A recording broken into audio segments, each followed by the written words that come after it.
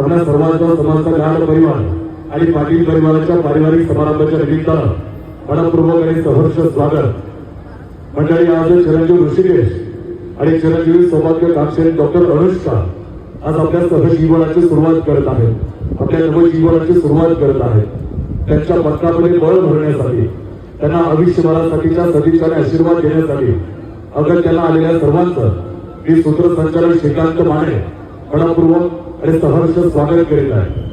लहान परिवाराचे चिरंजीव माननीय ऋषिकेश लाड आणि चिरंजीवी सौभाग्यकांक्षी डॉक्टर अनुष्का पाटील यांचं काहीच वेळामध्ये आपण स्वागत करणार आहोत।